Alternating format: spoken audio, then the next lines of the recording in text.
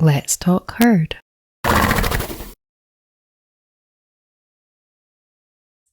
And I remember in Scotland, I used to treat some polo ponies, and wow, they were just so heavy. They so broken, I suppose. And it is such a heavy, heavy burden on them because they have to support this whole system of, this. But then, on the other hand, you could say that some people would say that they enjoy doing that, and they tolerate the physical abuse because they understand the game. What would you say about that, just out of interest? Would you say that some of them do enjoy it? I love this question.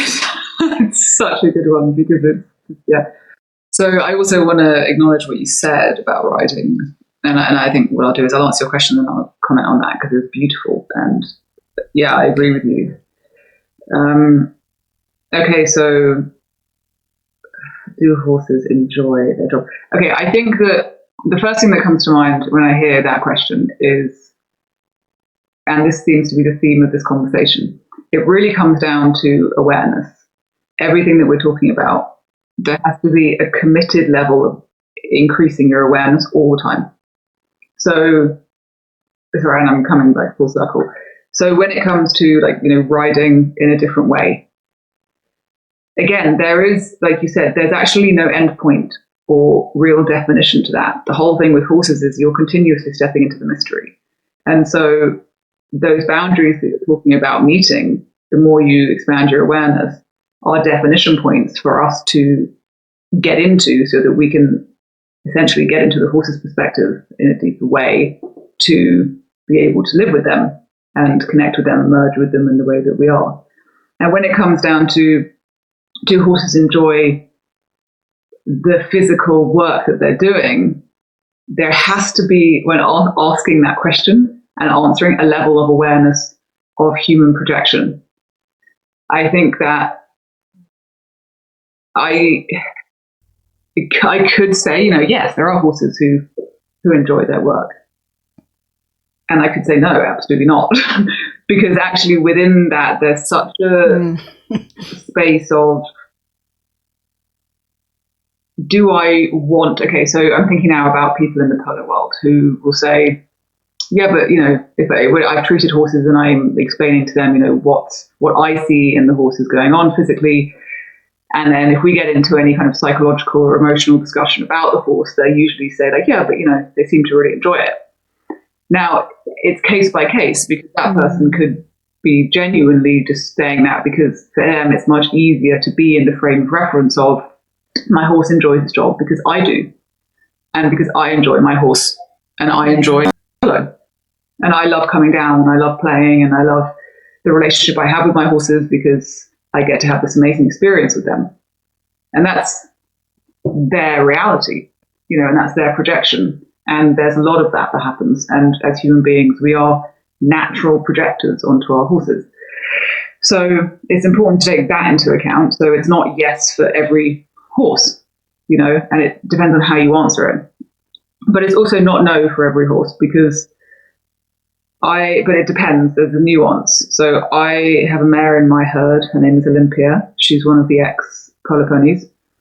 Now she, talking in human terms, right? She's very, very good at her work, right? She's a very talented polo pony. And then what would happen in the winter is she would go out into the winter and be kind of put in a field without a rug on and just left completely. And she really lost herself in those 6 months. And it was horrible for her. She hated it. Some horses are completely fine doing that, but we're just talking about her, taking her as a unique horse, complete individual. And then she'd come back and she'd actually have this sense of, well, I have a purpose and I'm seen, and I'm using human kind of terminology here. I'm seen when I'm playing polo. And when I'm chucked out into a field in the middle of winter, I'm just a number and I don't really exist. Now, I've had this horse for about 8 years in my life, and I've seen that be triggered in her where in the winter time when I first got her, she suffered a lot. And there were all these different elements to healing that and helping her with that. Now, does that mean she enjoyed her work? There's a nuance, isn't there? Because you could say yes, in terms of that fine line of it was better for her playing than being chucked out in the field. But it was the whole dynamic that created the trauma in the winter. If she wasn't a polo pony, then she wouldn't have that necessarily. But also, if she wasn't a polo pony, then she wouldn't have felt that feeling of being seen. So there's a bit of a nuance in the answers, I would say. Overall, horses, and this is something that I was reminded of by a friend recently, horses are where they are for a reason as well. And that is a really, really tough one to swallow sometimes, especially when, you know, those of us who want to kind of save every single horse on the planet go in with that projection. And some horses obviously absolutely hate their work and their jobs and what they're doing. And I'm not even taking into account working horses in countries around the world. You know, I'm just talking about the disciplines that we see mostly in the Western world. And so, yeah, some horses really don't. But then at the end of the day, those horses are the ones that usually will actually physically break down quickest, because their energy, they dissociate so much as well. Like, horses are obviously amazing at getting out of body. And when that happens, when a horse is in its body, it just heals so much faster, and it can do great healing work when it's embodied. When a horse comes out of body, that healing work is very different. And because horses are natural healers, and when they're in their resting state, they'll go into that healing mode. If you've got a dissociated horse who's standing in a stable for 7 hours a day, or, you know, the whole day, but let's just say 7 hours a day, then that deep kind of integral healing work that needs to happen because they're compensating, it's not going to happen as much as the horse next door who's just like in body, you know. And so I hope that answers your question. I feel as though at this point in my awareness, I can't really give a yes or a no, because I feel so many different elements to it. If I was to just say no, then where is my awareness, you know? I've got two things like happening. Like, when I hear you speaking, it is so familiar. And I think that the craniosacral work, the cranial work, does give a dimension of understanding that. And I'm saying that, I mean, I always kind of thought that, but just hearing the way that you're talking about the horses, and it's just so familiar that I think, I mean, it really resonates. It's then when you have other dimensions, like, you know, a more maybe spiritual idea, you know, the like you say, the concept of that they are, and I think it's true that they choose their existence as well as we do, and their situation, and, you know, that they're not powerless as such, but just that dimension of, I mean, that's the first thing I always feel if I see horses racing, for example, in a race, or I just feel that they're terrified. Yeah. And then, you know, in other situations, I always feel, and they dissociate so much from their situations. And I don't know if it's just one perspective. I mean, it is just one perspective, but it's quite a powerful one. And I think it is what really makes the difference when you're, like, it made a difference to me. It really changed my approach, because I'd been taught just the conventional way, and I just saw how false it is, you know, the way that people tend to think of horses, that they're trying to get out of things, and that they're we do project our intellect onto them and our way of thinking, and it's all so backward. And I think that the cranial work, and it's I've always got a bit of a problem with that name because it's so specialized sounding, but it's so unspecialized a thing. It's very, for me, it's really the way that we heal. It's very rooted in vibrational energy, and it's also, how our body and all animals, all beings, it's like, it's almost just connecting with that system of that, with the blueprint and with how we heal and how we do everything. So it's so fundamental. So I wish it had a bit of a more of a fundamental kind of name. But I suppose all of the therapies are coming at that from a different angle. So yeah, that's when I think about whether horses enjoy what they do, I always think, well, I want to take all the conditions away. And it's like you say with your mare, if you took away that condition that she was only seen because she was working, what would she choose then? And I'm sure she wouldn't choose the polo. So it is complicated. But then you don't want to get too judgmental and say, oh, I know, that how every horse feels. Absolutely. But what my gut and what my senses and my kind of the energy is always telling me is that we really do exploit horses an awful lot, and we've got an awful long way to go. Yeah. And then it's difficult to take yourself out of yourself, because that's kind of what I believe. So now that my horses have got choice and they've got opinions, and then I've created that as well, because that's what I want. So yeah, I try to stay open. Yeah, absolutely. And there's this, we need to constantly observe. That's the thing. Because like I said, I feel that I've been around horses my whole life, and I still feel like they're a real eternal student. Like, I know I have so much more to learn, even though, on one hand I could say, oh, well, I'm quite well educated in this and I've spent X amount of hours with them. At the end of the day, when it comes down to true observation, that needs to all go out the window, and we just need to be completely present. And that's where we really get those questions answered. Are you enjoying this?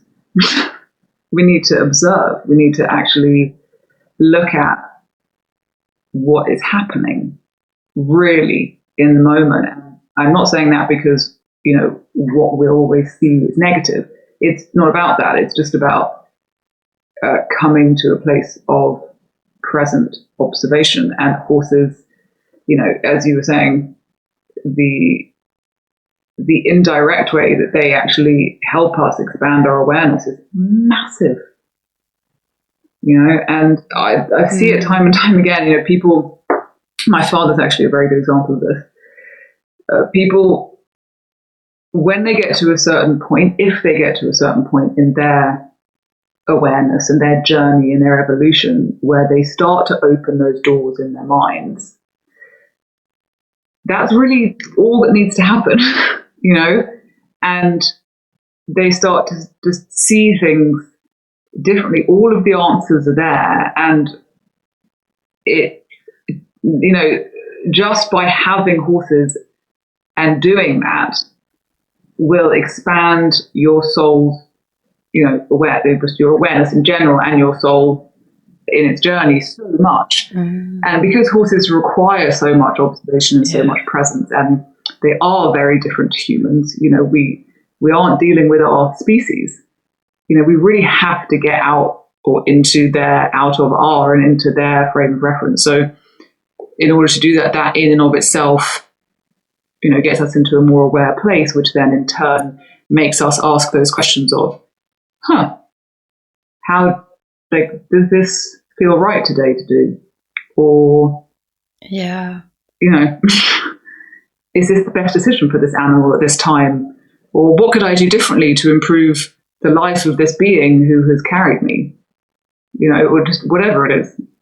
And it's integral. It's an integral part of our relationship. Horses have carried us and helped us to expand our awareness for generations and generations, indirectly or directly. It doesn't matter. It's happened, and it's it's a real gift. You know? And I think it is really key that when we ask those questions, we have this inner guidance so that we know the truth because it feels good, it feels right, it feels in alignment. And I think that's, when you hear people talking about things and it just feels good, then I think that's right for you. And so I think that's why we can't ever really make rules that, and methods and techniques that are the way, because everybody's inner guidance. I mean, the only real rule there is that your inner guidance is your inner guidance, and that's what's right for you, and you're following that. And I think it does, parallels are always going to come up, which are amazing because we are in truth. There is a kind of absolute truth that we're all one. But I think that's the real voice that you have to listen to it in the end of. Absolutely. And somebody said to me recently, she said, yeah, horses are lie detectors.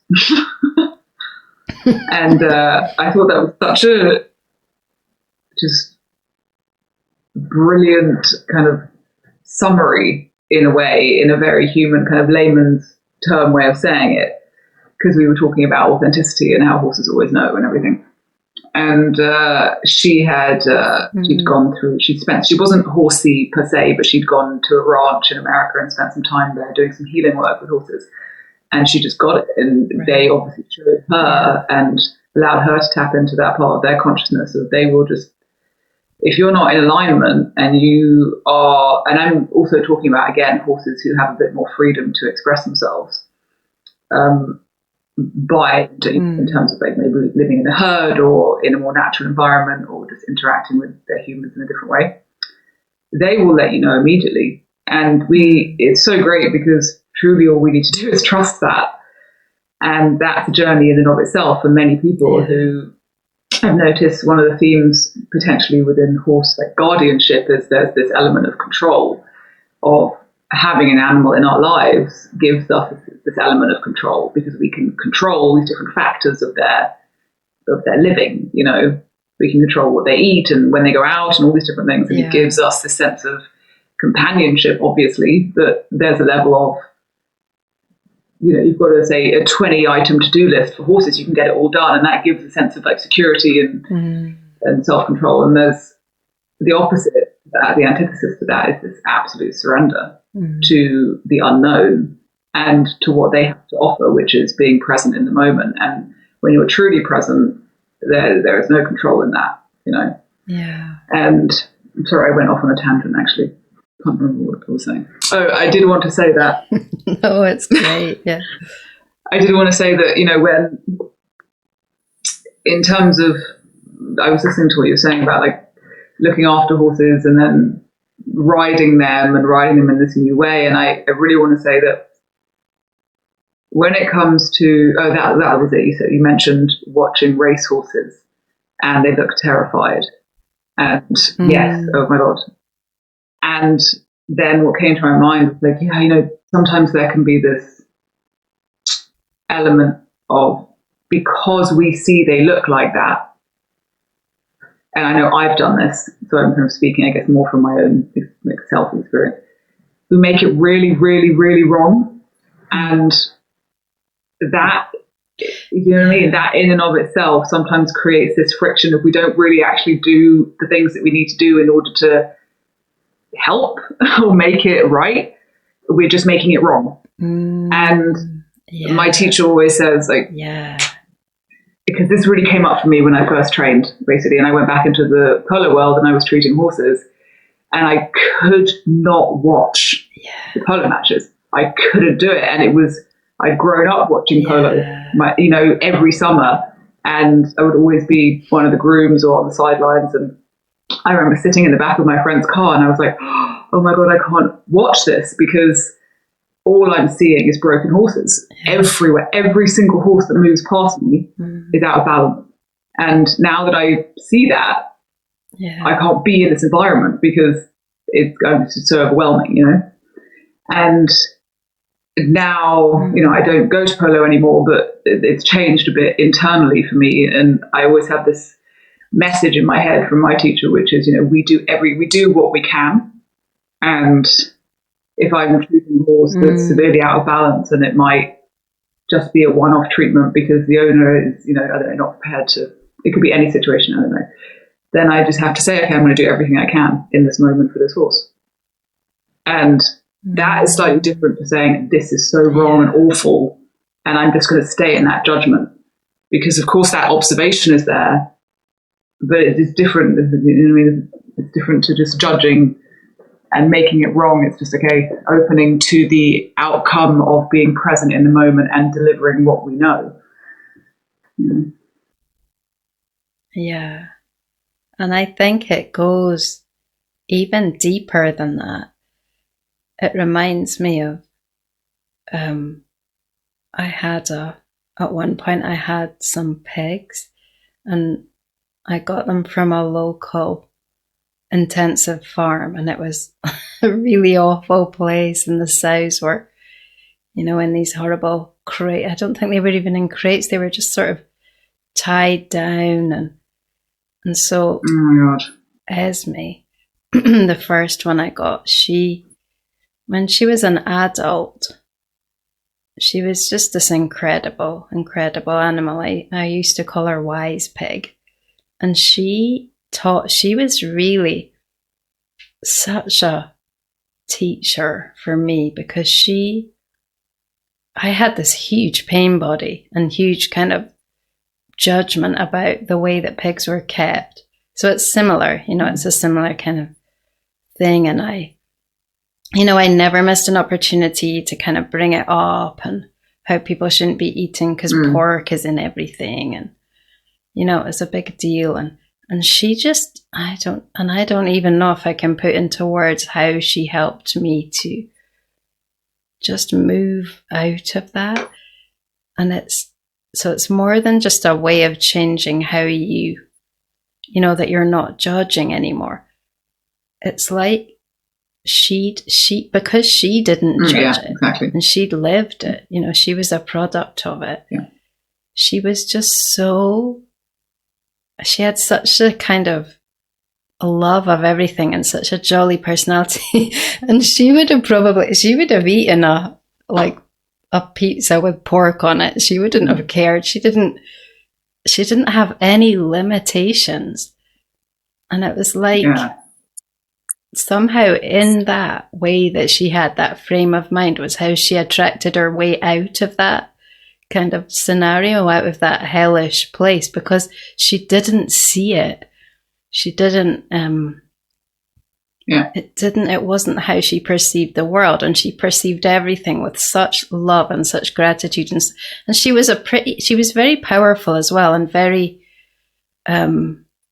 she didn't take any nonsense, and she wouldn't take any, like somebody came one time with some kind of camera set up to take, and she actually ended up pushing him out of her wood because he hadn't come in with enough. He hadn't asked to be there, and so she was quite, she wasn't just a pushover or a kind of, or submissive in any way, but she just had this complete lack of judgment or of anything, and it was just an amazing thing to learn.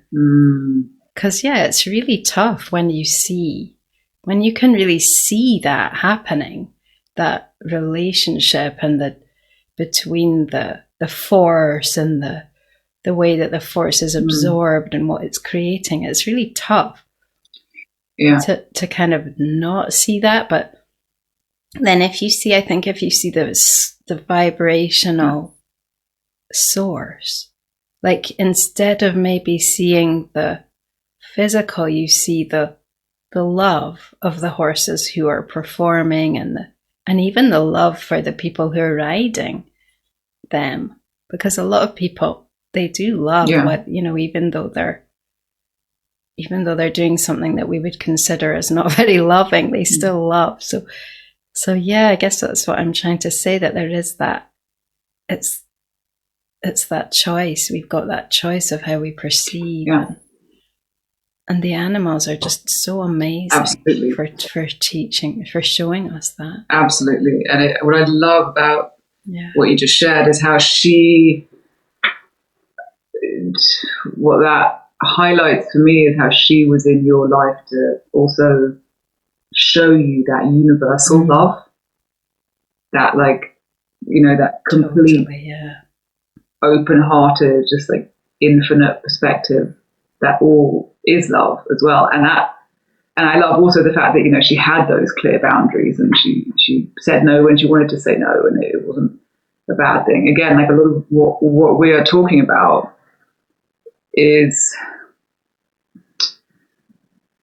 structured from this human framework of how we have perceived animals up to this point. And within that, there is the truth that I like to call it universal love, that I experience from my horses, is absolutely present all the time, and it's what sources us and fuels us. And it is very interesting to tap into that perspective of, I've had this so often with my herd over the years, less so now, but it definitely still happens, of when I think a certain way about something, and it doesn't matter whether it's, just that, I think a certain way about something, they will be so quick to show me that that is a conditioned way of thinking. So quick, and then what I mean about the commitment to our awareness is I need to have my own practice of dismantling those conditions as a human being. That's my honoring and commitment to the horses, because the more I can do that, the more I can step into something more expansive, which is usually their perspective or their teaching or their wisdom or their love in that moment. And for me, it's my spiritual practice, and for everybody it's different. But I love what you're talking about, because it's another deeper element to having animals in our lives. Is, for me, they are this gateway to remembering our source. And I feel like that terminology is really thrown around a lot, and I always want to use different words now. What I really mean is like remembering. So now I'm thinking, what can I say? Remembering like who I am in my body, as a soul, as a spirit, as a being, and how I'm choosing to exist and move through the world, and the choices that I'm making, and why, and where they're coming from. And it's like all of those elements of how they encourage me to expand connect me to that source of love, because I'm constantly asking the question that leads me back to that in some way, and they, for me, they are these really true gateways. And I mean, of course, nature is as well, and all animals, all of life is that, and we are that. We are the gateway to remembering our source, and they are just these incredibly compassionate, empathic, spiritual reflections of that. And it takes a commitment to self to go to those places with them. Because I love what you said about the boundaries and hitting those. Like, we'll hit those again and again and again, because expansion is infinite. And that's the whole point. We're here to do that so that we can feel, oh, that's a boundary. Great, I get to learn from that or move through it. And then the feeling of that is incredible, even if it's challenging at times. Yeah, that's just really, this whole conversation, in fact, has really clarified something for me, or I think I'm thinking about it in a new way. So it's like there's this source, for want of a better word, this kind of unconditional love that's always flowing. So like taking Esme for the example again. And so she's always like that. But then it's like in each moment, if you're engaging with her, and it's the same with the horses, then your how you are is also being seen and being responded to. So if you say do cross a line or behave in a way that's sort of not compassionate or not aware or not whatever, then you will be seen for that. So you will be, the horse or the pig will react to that and respond and show you. So it's not that. Yeah, I think we sometimes confuse, and I don't know if I've explained this very well, but I think we sometimes confuse. We think that unconditional love means that whatever you do, however you behave, it doesn't matter. You just, you are loved, but your behavior still has a consequence, which is responded to. But that's because you're seen. It's because you're seen. So you're being taught. So if you're not, I remember I read something about a man who had wolves as his, and I can't remember if it was one wolf or a pack, but he said that the wolves were really, if you weren't present with them, they would always snap you out of it right away. They were very acutely aware of that. So that's like this huge gift, because it's not like you can just be anything and you're just gonna, get to that place where you're fully embraced, and you have to be that yourself. And it's, do you see what I'm saying, in a very roundabout kind of way? It's like, it's like that's how it works.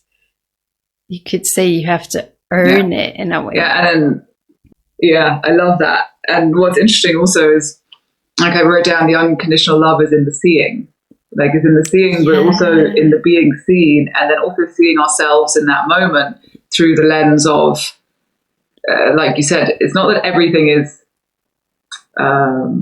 this is going to sound hilarious because obviously, it's not that everything is one, which of course it is. But I mean, when it comes to our behavior, as you said, it has these consequences, because the beauty of this existence that we are in is that we can have multiple experiences in 30 seconds, or in however you want to label time.